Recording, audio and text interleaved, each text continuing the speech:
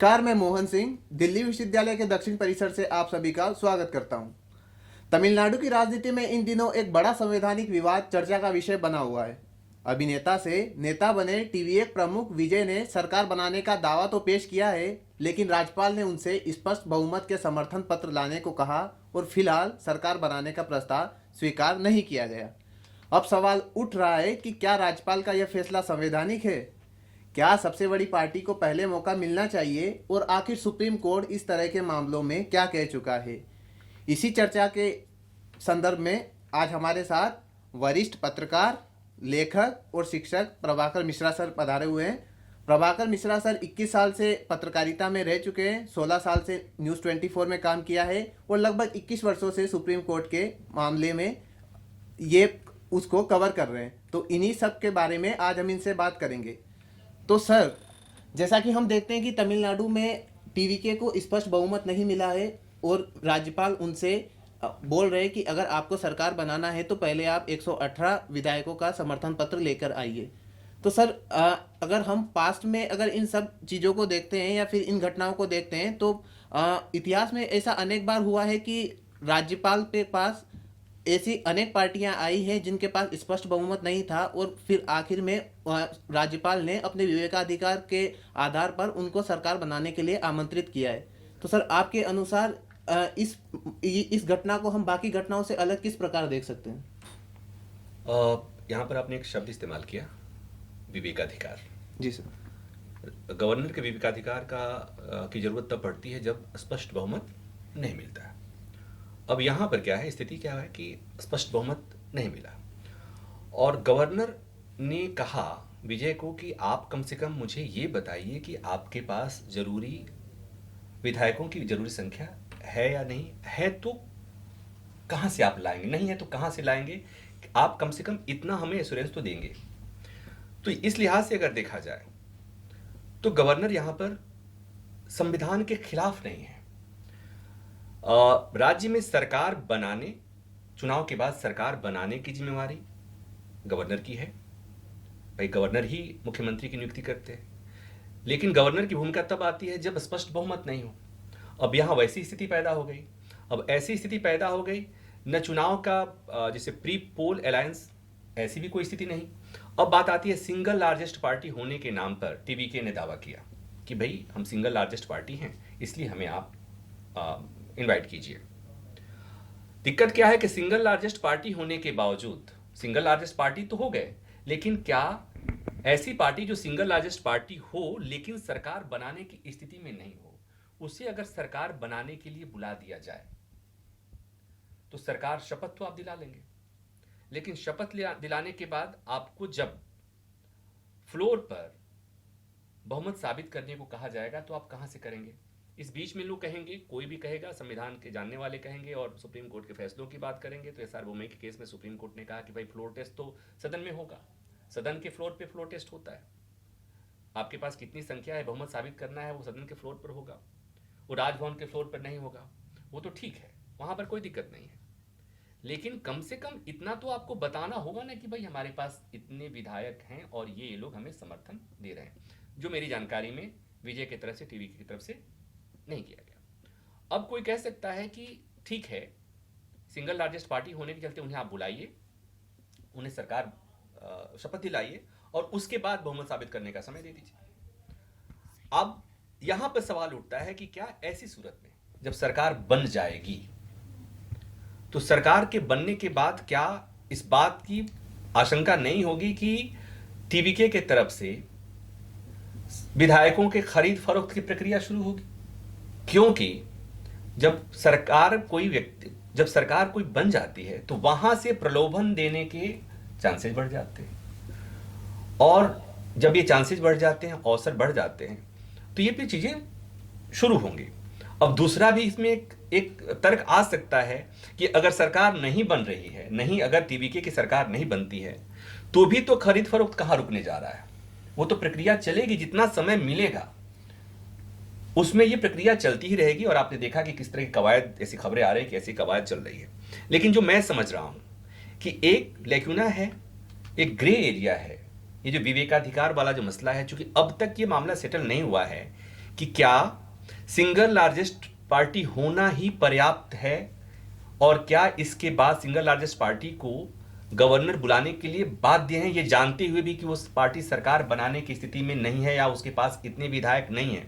इस मामले में अभी तक सुप्रीम कोर्ट की कोई व्यवस्था, न संवैधानिक व्यवस्था है न सुप्रीम कोर्ट की व्यवस्था है। तो मुझे लगता है कि ये जो लेक्यूना है, ये जो ग्रे एरिया है, ये मामला अब सुप्रीम कोर्ट जाएगा जैसा मैं देख पा रहा हूं, और सुप्रीम कोर्ट उस ग्रे एरिया को एड्रेस करेगा कि क्या केवल सिंगल लार्जेस्ट पार्टी होना काफी है, या राज्यपाल का यह कहना कि पहले आप मुझे बताएं कि आप सरकार बनाएंगे तो कैसे बनाएंगे, क्या ये राज्यपाल कर सकते हैं या नहीं कर सकते हैं, ये सुप्रीम कोर्ट को देखना पड़ेगा। मेरे हिसाब से अभी ये ग्रे एरिया है जो सुप्रीम कोर्ट एड्रेस करेगा। हमारे साथ शाश्वत आनंद भी जुड़े हुए हैं।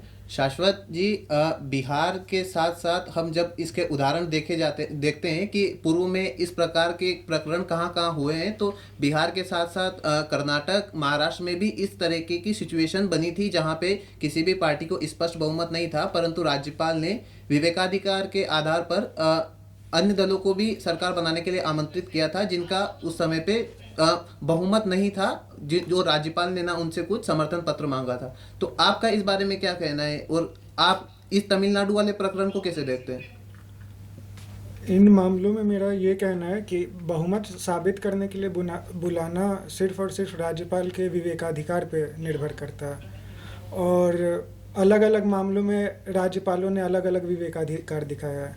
जैसे कर्नाटक में प्री पोल अलायंस था कांग्रेस और जेडीएस का शायद, और बीजेपी के पास सबसे ज़्यादा सीट थी, तब फिर भी राज्यपाल ने बीजेपी को बुलाया था। वहाँ पे इन्होंने ये देखा था कि सबसे ज़्यादा विधायक किसके पास है। ये मसला सुप्रीम कोर्ट गया, और सुप्रीम कोर्ट से फ्लोर टेस्ट का आदेश होने के बाद बीजेपी बहुमत साबित नहीं कर पाई थी। और इसमें कोई लिखित प्रोसीजर डिफाइन नहीं है कॉन्स्टिट्यूशन में, ना सुप्रीम कोर्ट की कोई वैसी वर्डिक्ट है जिसको कोई रेफर करके हम बता सकते हैं कि ये सही है या गलत। ये सिर्फ और सिर्फ राज्यपाल के विवेकाधिकार पे है। और इसका और भी उदाहरण, जैसे महाराष्ट्र में राज्यपाल ने जब शिवसेना में स्प्लिट हुई थी, तो हेड काउंट के बेसिस पे उन्होंने ये एकनाथ शिंदे के गुट को सरकार बनाने का मौका दिया था, पर यहाँ पे राज्यपाल रिटर्न कन्फर्मेशन मांग रहे हैं। तो इसको भी लेके कोई क्लैरिटी नहीं है, और ये क्लैरिटी केवल सुप्रीम कोर्ट दे सकती है। अलग अलग राज्यपालों ने अलग अलग परिस्थितियों में अलग तरीके से काम किया है। कभी वो हेड काउंट पे मान जाते हैं, कभी उन्हें रिटर्न क्लैरिटी चाहिए होती है। और रही बात सरकार बनाने की, तो टीवीके को अगर मौका मिलता है सरकार बनाने का, तो मुझे लगता है वो बहुमत भी साबित कर देंगे, क्योंकि उनके पास ज़्यादा विधायकों की कमी नहीं है। और भारतीय राजनीति में एक बहुत शर्मनाक टर्म यूज़ होता है, हॉर्स ट्रेडिंग, जहाँ पे जनता के चुने हुए प्रतिनिधियों को जानवरों से तुलना की जाती है और जनता की मैंडेट का खरीद फरोख्त किया जाता है। हॉर्स ट्रेडिंग अगर टीवीके को मौका मिलता है तब भी होगा, अगर नहीं मौका मिलता है तब भी हॉर्स ट्रेडिंग होगी। अगर टीवीके को मौका मिलती है तो इंडिपेंडेंट विधायकों को मंत्रालय या किसी और चीज़ का प्रलोभन देके अपने साथ बुलाया जाएगा, और यदि मौका नहीं मिलती है तो डीएमके एआईडीएमके अपने स्तर पे इसकी कोशिश करेंगे। और ये हॉर्स ट्रेडिंग इधर के कुछ सालों में काफ़ी चर्चा में आ चुका है, क्योंकि अब किसी भी स्टेट में अगर ये चुनाव के परिणाम आते हैं और मेजॉरिटी क्लियर कट नहीं रहती है, तो सबसे पहले हर पार्टी अपने विधायकों को अपने जिन स्टेट्स में उनकी सरकार होती है उनके रिजॉर्ट्स और होटल में पहुंचा देती है। जैसे कोई इंसान अपने जानवरों को बचाने के लिए घर में बंद कर देता है। अभी भी टीवी के एआईडीएमके डीएमके हर किसी के विधायक किसी न किसी रिजॉर्ट में बंद है। तो अब जनता का मैंडेट बस पार्टी के जानवरों की तरह बन के रह गया। सर, चूंकि आप सुप्रीम कोर्ट के केसेस कवर करते हैं, तो जब हम हमारे संविधान का अनुच्छेद 164 को जब हम पढ़ते हैं, तो उसमें ये लिखा गया है कि राज्यपाल मुख्यमंत्री की नियुक्ति करेंगे और उसमें उनका विवेकाधिकार होगा। सर, जब ऐसी स्थिति आ गई है कि एकदम से कि किसी पार्टी के पास बहुमत नहीं है और एक तरीके से राजनीतिक शून्य की स्थिति हम देख पाते हैं कि कौन सरकार बनाएगा अभी कुछ नहीं पता है। तो सर ऐसी स्थिति में आपको नहीं लगता है कि सुप्रीम कोर्ट के उस निर्णय को राज्यपाल को मानना चाहिए कि आखिर में अंततः उस बहुमत का सदन के पटल पे ही निर्णय होगा, तो अभी उनको बुला लेना चाहिए सरकार बनाने के लिए, और जब वो सदन के पटल पे नहीं बना पाएंगे तो सरकार तो खुद भी गिर जाएगी, परंतु अभी राजनीतिक शून्य जैसी स्थिति ये उस समय नहीं, अभी के समय नहीं रहेगी। तो संवैधानिक व्यवस्था है, गवर्नर मुख्यमंत्री नियुक्त करता है। स्थिति जब स्पष्ट बहुमत नहीं है तो गवर्नर को विवेकाधिकार मिला हुआ है।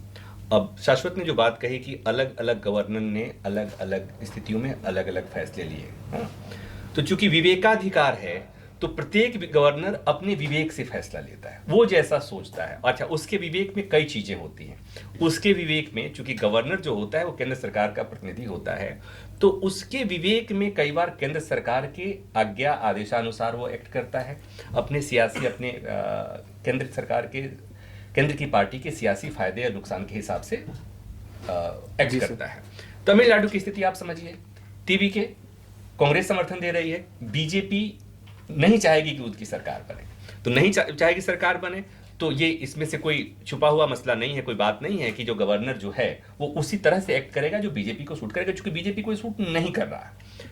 तो अब बात आती है जो संवैधानिक व्यवस्था की आपने बात की, जो मैं समझ रहा हूं, अच्छा, जो प्राथमिकता के तौर पर बातें दी जाती हैं वो ये कि जो सरकारिया कमीशन हो या एसआर बोमई, सरकारिया कमीशन में क्या था, जो प्रक्रिया अपनाई गई कि पहले प्री पोल अलायंस को इनवाइट करेंगे अगर स्पष्ट बहुमत किसी पार्टी को नहीं मिलता है। यहां ऐसी कोई स्थिति बनी नहीं। दूसरे नंबर पे आता है तो सिंगल लार्जेस्ट पार्टी। अब बात आती है कि अगर आप नहीं बुलाते, सिंगल लार्जेस्ट पार्टी को नहीं बुलाते हैं, तो नहीं बुलाते हैं तो आपने कहा जो राजनीतिक शून्य की स्थिति पैदा हो रही है। अब इसके बाद स्थिति क्या बनेगी? इसके बाद स्थिति बनेगी ये कि फिर डीएमके और एआईएडीएमके मिलकर के सरकार बनाए, यही स्थिति होगी। हॉर्स ट्रेडिंग तब भी गुंजाइश बनती है। दूसरा, ये जो हमारे अभी तक के स्थापित संवैधानिक मूल्य हैं और सुप्रीम कोर्ट की व्यवस्था है वो कहीं ना कहीं उसकी अवहेलना होगी। और एक और अलग स्थिति पैदा हो रही है जो मुझे लगता है कि भारत के इतिहास में, सियासी इतिहास में अपने आप में पहली बार ऐसा होगा, जहां पर टीवीके ने कह दिया है कि अगर हमें नहीं बुलाया जाता हम इस्तीफा दे देंगे, तो हमारे सभी विधायक इस्तीफा दे देंगे। अब मुझे याद नहीं है कि कभी इसके पहले ऐसी स्थिति आई होगी, तो एक अप्रत्याशित स्थिति है।